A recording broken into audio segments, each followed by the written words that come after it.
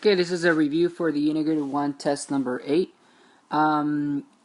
Just so you know, review is not going to cover every single problem. I'm going to make this review fairly short, so I'm only going to focus on a few problems that I think you guys need to review.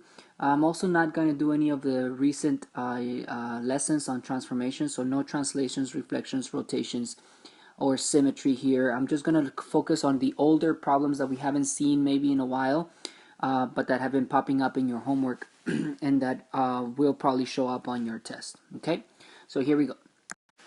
All right, so this is based on the review B that I passed out this week. So I'm starting on number 3. I skipped 1 and 2. I think you guys can handle those simple equations. If not, you can always just come and ask me during class.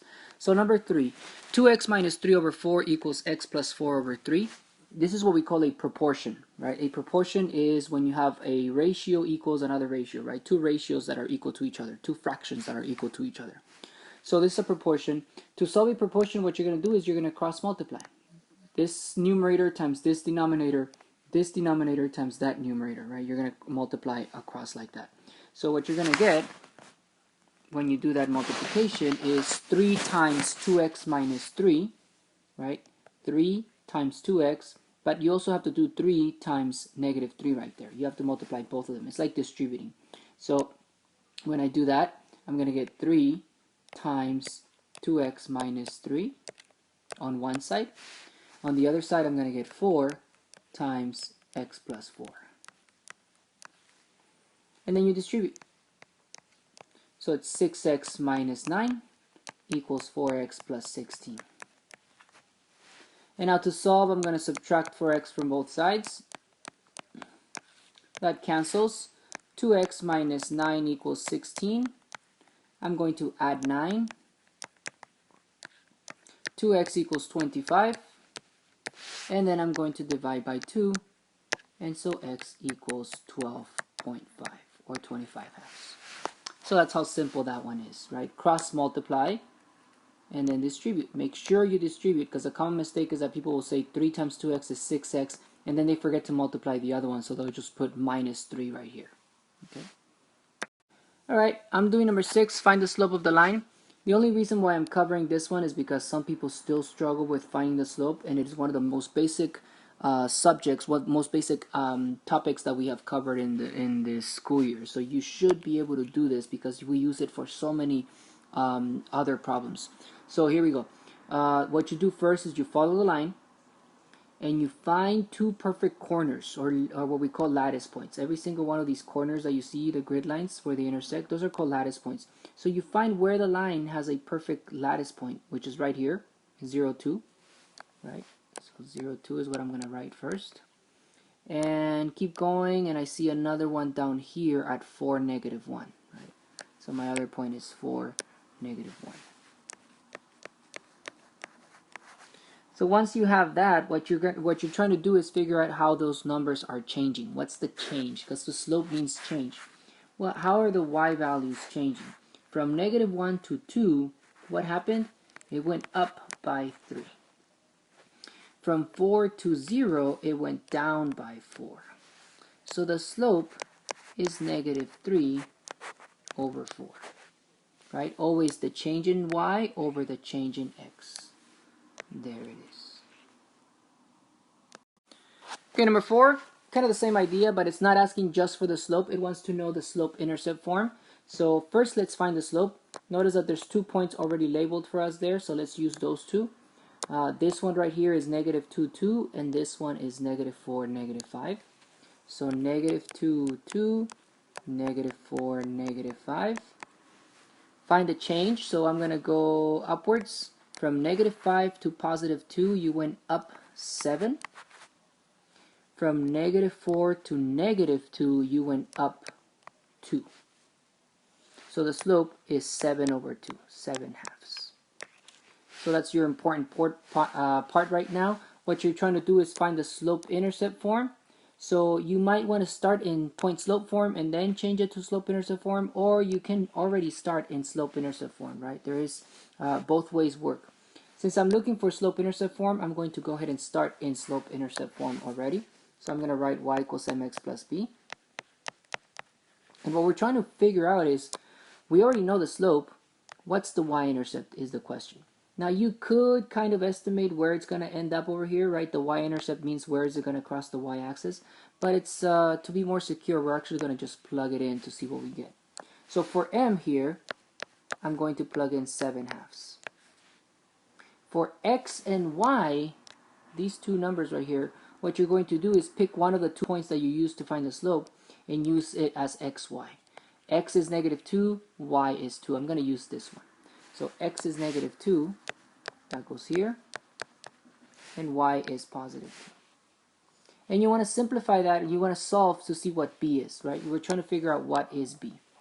So 7/2 times -2, the 2's are going to cancel, leaving you with just -7.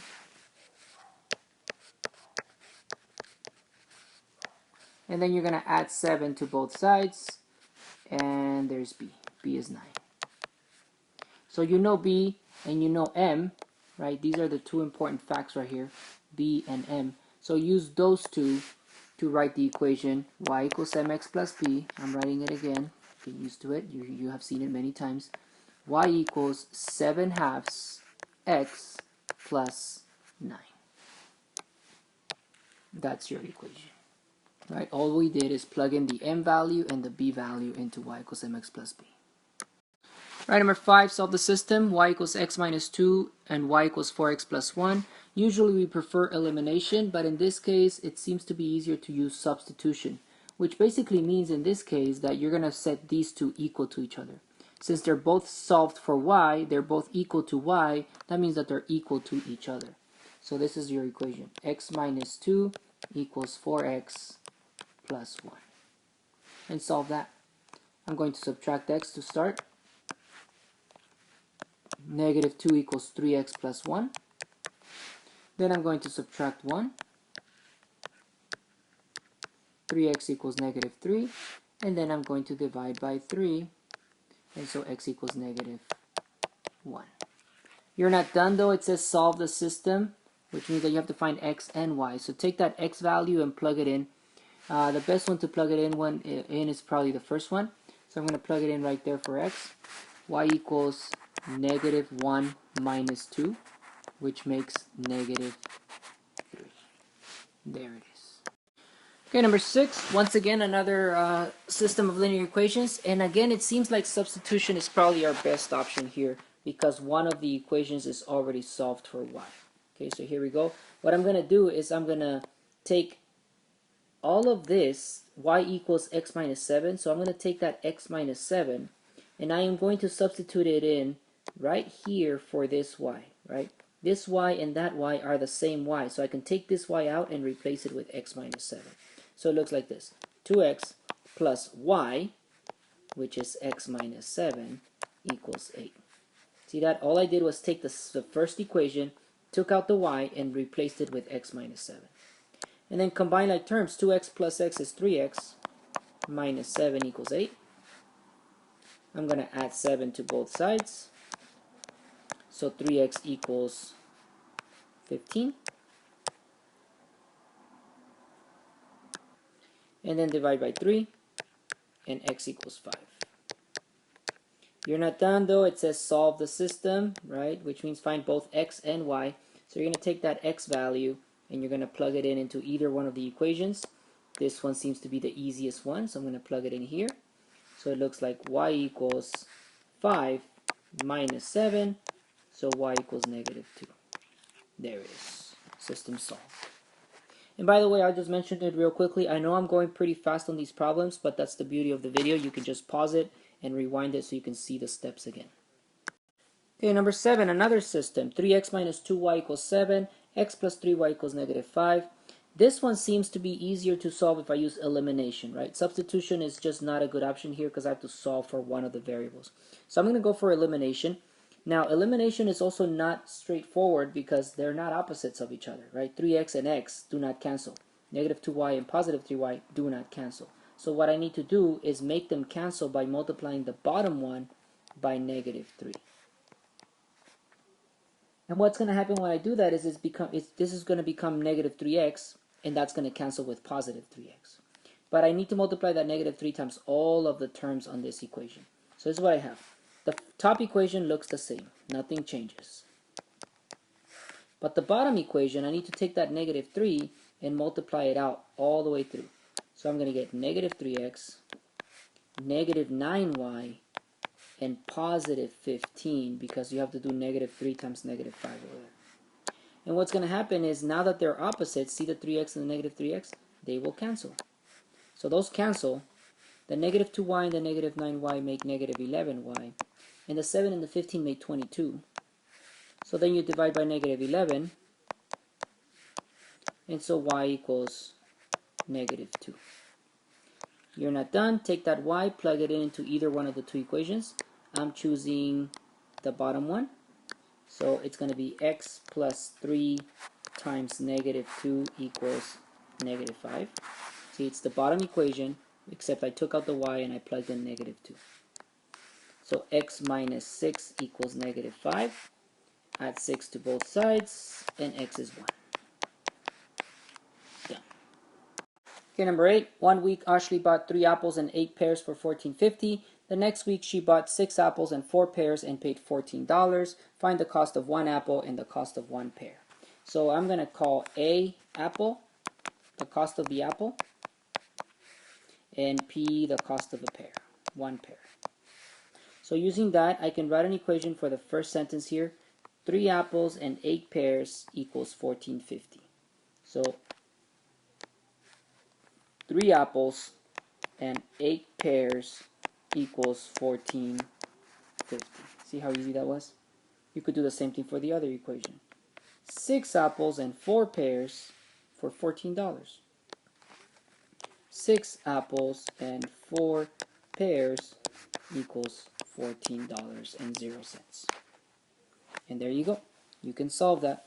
There's multiple ways to go about this. I think what I see right here, you should notice this, maybe you don't see it, that 6, 4, and 14 can all be divided by 2 to make them smaller and easier to handle. So I'm going to do that. I'm going to divide all 3 of these by 2 to make them smaller. And when I do that, this 6a, 4p, and 14 become 3a, 2p, and 7.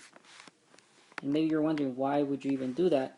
But look, now I have 3a and 3a. So all I got to do is make one of them negative and it will cancel. So I'm going to make the bottom one negative by multiplying times negative 1. Multiply by negative 1 all the way across and you got negative 3a, positive 3a. That will cancel. So here's what I have now. The top equation is still the same. 3a plus 8p equals 14.50. But the bottom equation is now negative 3a minus 2p equals negative 7. $7.00. And now you can combine them together. The 3 and the negative 3a is going to cancel. 8p and 2p make 6p. $14.50 and minus $7 is $7.50. Divide by 6, and that's going to give you the price of a pear. P equals $1.25. That's the price of a pear. Now it does ask us for the price of a pear and an apple, so I got to take that and plug it back into either one of the original equations. So I'm going to use this equation right here. Plug in P equals 125 and see what I get. So 6a plus 4p, which equation am I using? It looks like I'm using the bottom one. Okay, let's just stick with that one. I'm using this one then. 6a plus 4p, which is 125, equals 14, and that'll help me solve. 4 times 125 is 5. So 6a plus 5 equals 14. Subtract 5. 6a equals 9. Divide by 6. And a equals 3/2, which is $1.50. There you go. An apple is 150, a pear is 125. Right, number 9, find the length of the line segment. What you're going to need in order to find the length is to figure out the coordinates of both the endpoints, both of the endpoints. So the first one is 2, 4. Should be able to see that. And the other one is negative 4 negative 5. And then what I'm going to use the distance formula, which looks like this. x2 minus x1 squared plus y2 minus y1 squared. So you're going to subtract the x values, subtract the y values, square both numbers, add them, and then take the square root. So here we go. Let's plug in the numbers. Here, just the x's, so 2 and negative 4. And here, just the y's, so 4 and negative 5. So it looks like this. 2 minus negative 4 squared plus 4 minus negative 5 also squared. That means 2 minus negative 4 is 6, 6 squared. 4 minus negative 5 is 9, so 9 squared. 6 squared is 36, 9 squared is 81. So that means that's 127. Radical 127, that's the exact answer. You can find a decimal approximation by finding the square root of 127, which is approximately 11.27. Right, number 10, find an equation parallel to 5x minus y equals 4 and passing through the point negative 3, 1. What you're going to do first is figure out what parallel means. Parallel means that they have the same slope. So it has to have the same slope as this one. So the first thing to do is find the slope of this line. So that means put it in slope-intercept form. 5x minus y equals 4. To put it in slope-intercept form, what I'm going to do is subtract 5x. Right? It has to be y equals mx plus b. Negative y equals negative 5x plus 4. Divide by negative 1 all the way through. And so y equals 5x minus 4. So the slope is 5. You're looking for the line that is parallel to it, so what you're going to do is use this slope and this point to write a new equation of a line. So it's going to look like this. Y equals mx plus b. It doesn't say which form, so you know what? I'm going to use point slope form. Y minus y sub 1 equals m, x minus x sub 1. Plug in for x sub 1 and y sub 1, negative 3 and 1, and for m, 5. So it looks like this. Y minus 1 equals 5, x plus 3. Y plus 3, because I plugged in negative 3 right here, see? X minus negative 3, so it's x plus 3. This is point slope form, so if they want point slope form, you leave it like that. But if they want slope intercept form, then you distribute the 5 and then add the 1. So it'll look like this. Y minus 1 equals 5x plus 15, because you distribute the 5. And then you add 1. Y equals 5x plus 16. That's slope intercept form. Either one is correct.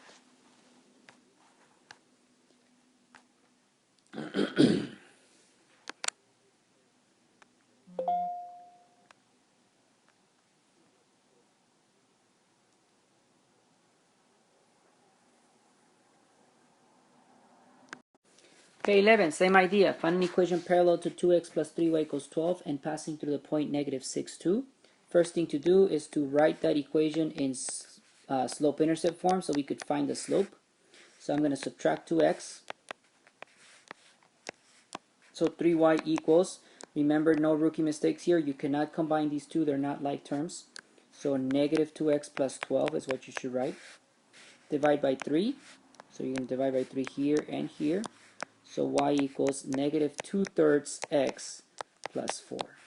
So the slope is negative 2/3. That's what you're looking for. You're going to use that slope and this point to write the equation. Okay. So once again, I'm going to go with point slope form. Y minus y sub 1 equals m times x minus x sub 1.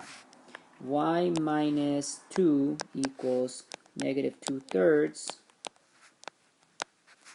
x plus 6. So that's point slope form. If they want it in slope intercept form, what you're going to do is you're going to have to distribute, right? Negative 2/3 times x, negative 2/3 times 6. So here we go. Y minus 2 equals negative 2/3 x. Now when you multiply this one times that one, the 3 and the 6 have stuff in common, so you can cancel. 3 cancels, 6 becomes a 2. So it looks like this. Minus 4 because the 3 and the 6 have a 3 in common. So it's 1 and 2. Negative 2 times 2 is just negative 4. And then you're going to add 2 to finish it. So y equals negative 2/3 x minus 2. 12. What is the slope of a line perpendicular to 2x minus 5y equals 10? Notice that it says perpendicular. Perpendicular slopes are opposite reciprocals, okay? Not the same like parallel lines. Parallel lines have the same slope. Perpendicular lines have opposite reciprocal slopes. So what you do is you take this, write it in slope-intercept form again, which is what you should always do so you can find the slope. So I'm going to subtract 2x. So I get negative 5y equals negative 2x plus 10. Don't combine them. Then you're going to divide by negative 5. Divide this one by negative 5. Divide this one by negative 5. So y equals positive 2 over 5x minus 2.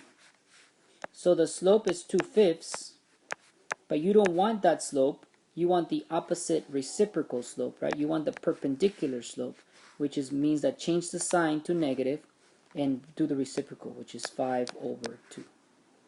That's your answer. The slope perpendicular is negative 5 over 2. 14. Which exponential function matches the values in the table below?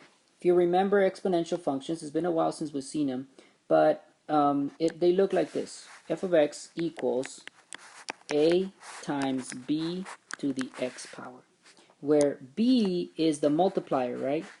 The common ratio, something that you're multiplying by over and over again. And a is the initial value, which you can usually find from a table by looking for the 0. So in this case, I can see 4, 0, 4. That's a. A is 4. I already know that. And b is the multiplier. How are the y values changing from one to the other? So look, 4 to 12, that's times 3, right? That's the pattern. 12 to 36, times 3. 36 to 108, times 3. All of these are times 3. That's b. b is 3. So using those two numbers, plug them in here, and you got your function. F of x equals 4 times 3 to the power of x, which means that the answer is A. 15. Write a rule that matches the values in the table below. Now, from looking at this, it doesn't look like it's a multiplier table, right? From 1 to 11, it's not multiplying. 11 to 16, it's not multiplying by the same number.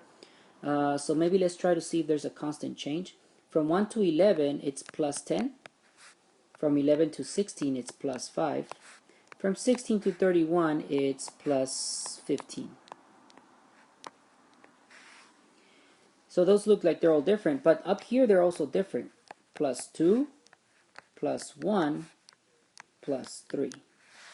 So that means that actually there is a constant change. See that if I divide the change in y over the change in x, for all of them I get the same number. 10 divided by 2, 5 divided by 1, 15 divided by 3, all of those give me 5. That pretty much tells me that it's a linear equation where the slope is 5. So the slope is 5, and you want to write a rule. That means write y equals mx plus b, because we know it's linear. It has a constant change. So plug in 5 into y equals mx plus b. And then for x and y, pick one of the 4 points that they gave you, whichever one you like best. I like 2, 1, because I like to use small numbers. So 2 for x, 1 for y. That's 10. This is 10. Subtract 10 from both sides, and so b equals negative 9. You're not done there. You found the slope, you found the y-intercept, so put them both into your equation. So your equation would look like y equals 5x minus 9. That's your rule. Okay, 17, E, F, and G are collinear points with E between F and G. What I'm going to do here first is draw a picture so I can follow along. E, F, and G are 3 points that are on the same line. They're collinear. E is between F and G, so it looks like that. And then it says, find the length of EG. FE is 7y plus 9. So the length from here to here is 7y plus 9. This right here is 7y plus 9. EG, the distance from here to here, is 3y plus 4. So 3y plus 4 right here. And then it says that FG, the entire length of the segment, is 143. So this whole thing is 143. So then that means that this piece plus this piece equals 143. 7y plus 9 plus 3y plus 4 equals 143. I think from there you guys can finish it. 18. Solve for x. Here the clue is in the tick marks right here with the angles. This little tick marks means that these two angles are congruent. So you should set up your equation setting them equal to each other. 6x plus 5 equals 3x plus 35. That's your equation. And I think from there you guys can finish it. 19. Angle A and angle B are supplementary. Key word right there, supplementary, means they add up to 180 degrees. So what you should have here in this problem is angle A, which is 2x plus 3, plus angle B, which is 8x minus 23, equals 180 because they're supplementary. And then from there you guys can solve it, combine like terms, and solve for x. 20. Point P is in the interior of angle ABC. If the measure of ABP is 6x minus 3, okay, you know what, before I continue, what we're going to do is draw an angle. There you go. This is angle ABC, which means that B is the vertex, ABC. P is somewhere in the interior, so here's P. And so there's a ray passing through P right there. And then it says that ABP, this angle right here is 6x minus 3. So this one right here is 6x minus 3. The angle, not the length of the segment there. Angle PBC is 3x plus 5. PBC, this angle right here is 3x plus 5. And then angle ABC is 74. ABC, that's the full angle. So total, these two together make 74. So here's your equation. 6x minus 3 plus 3x plus 5. Together, they add up to 74. And then combine like terms and solve. You guys can finish it from there. 21. There are two lines intersecting each other, creating vertical angles and linear pairs. So notice that only one of the angles has y in it. So I'm going to leave it alone because there's no way for me to solve it right now. I'm going to solve for x first using these two. So 4x and 6x minus 26, they're opposite each other, right, in this intersection. So these are vertical angles, which means that they're equal to each other. So the first thing you're going to do is set them equal to each other. And solve for x, which I'm going to do right now. I'm going to subtract 6x to bring them together. Negative 2x equals negative 26. And then I'm going to divide by negative 2. And so x equals 13. That's x.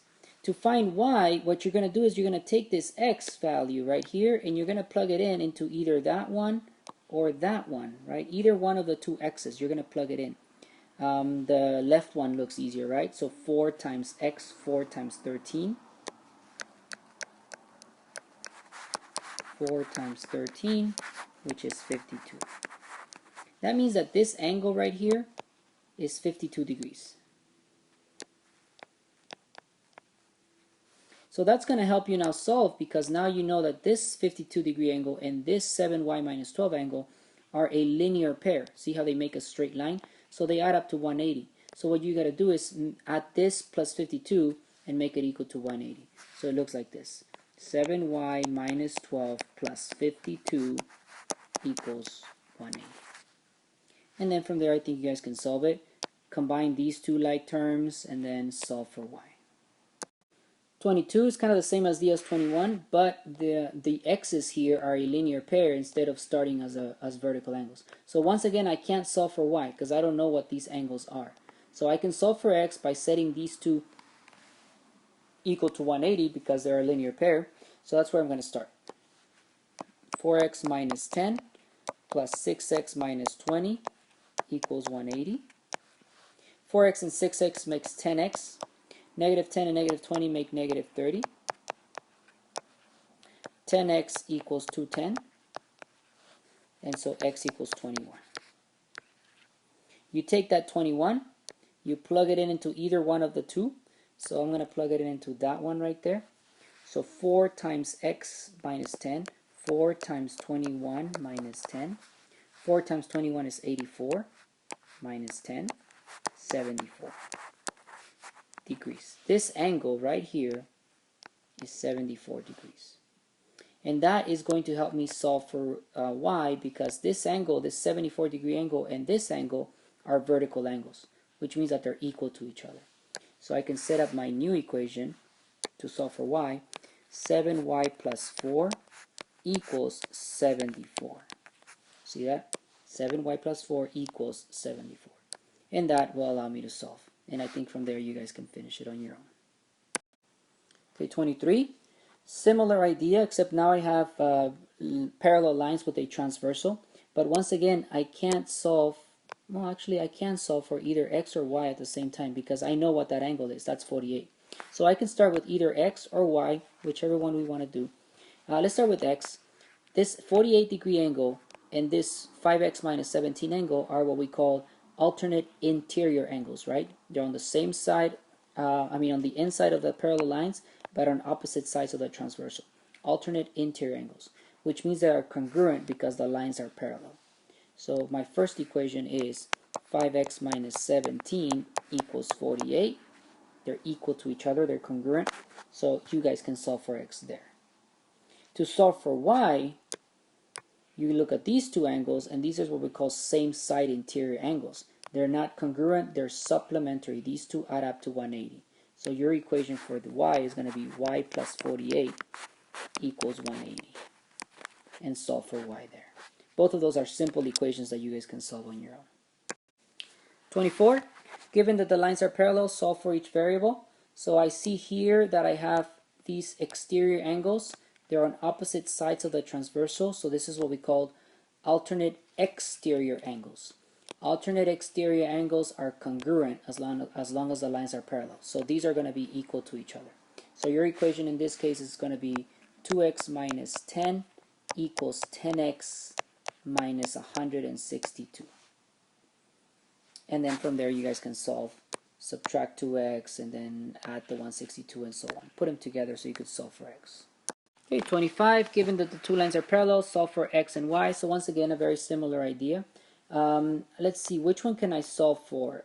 I can't do anything with y because these two have no real relationship that we know of. Okay, they're not alternate interior or alternate exterior or same side interior or corresponding or any of the other names that we know.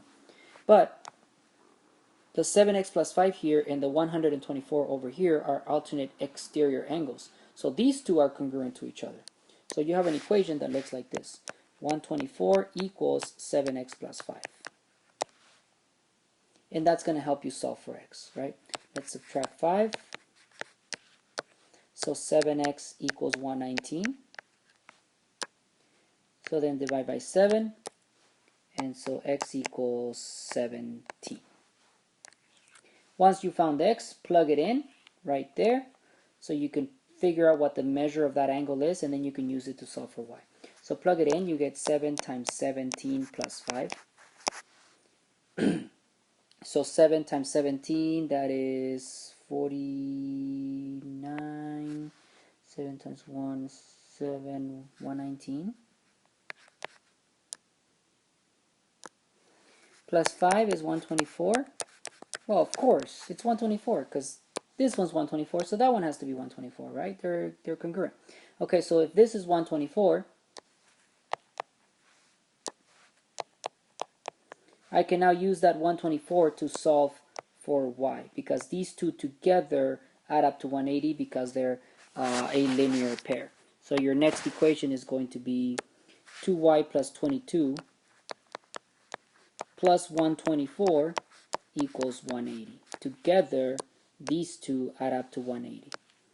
And then from there you guys can finish it, right? Combine like terms and so on until you solve it. 26, which of the following equations is an equation of a line parallel to 7x plus 6y equals 42? So very similar question to before. First, you got to take this and put it in slope-intercept form so you could determine what the slope is. So let's start there. 7x plus 6y equals 42. Solve for y, so I'm going to subtract 7x. 6y equals negative 7x plus 42. Divide by 6. So y equals negative 7 over 6x plus 7. So the slope of this line is negative 7 over 6. So you're looking for a line that has the exact same slope as this one. So if I look at all of my options, the only one that has the same slope is C. My answer is C.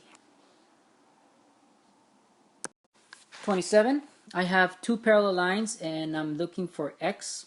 So what you gotta do here is you gotta picture these two angles, picture them as one angle, one full angle, okay? So pretend that this transversal here does not exist. If you picture it that way, then you can see that this angle, made up of these two, and this angle are alternate interior angles. See that? Here's the transversal, here's the parallel lines. So here, let me redraw it so you guys can see what I'm talking about. There's two parallel lines, there's a transversal. This angle is 110, and this angle is x and 65 together, so it's x plus 65.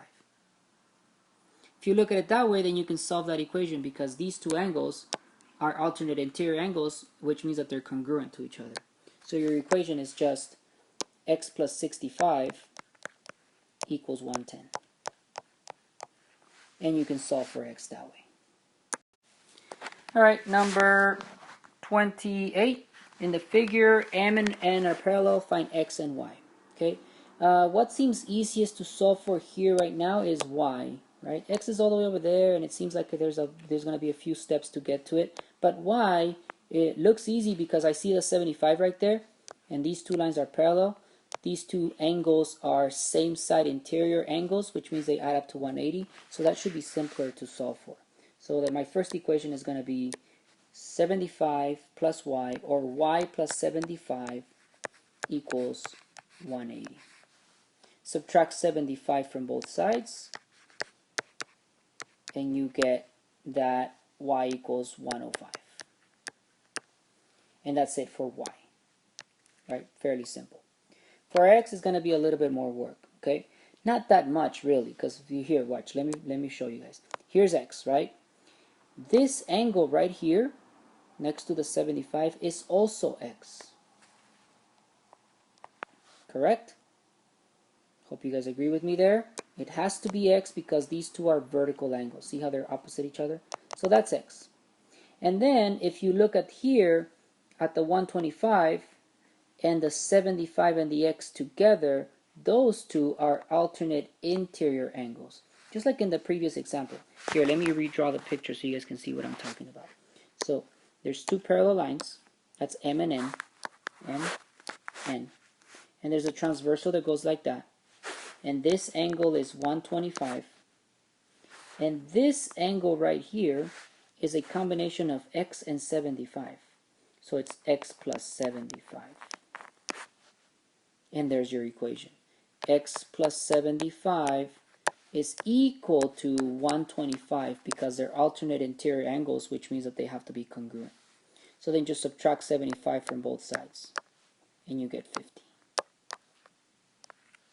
X is 50, and y is 105.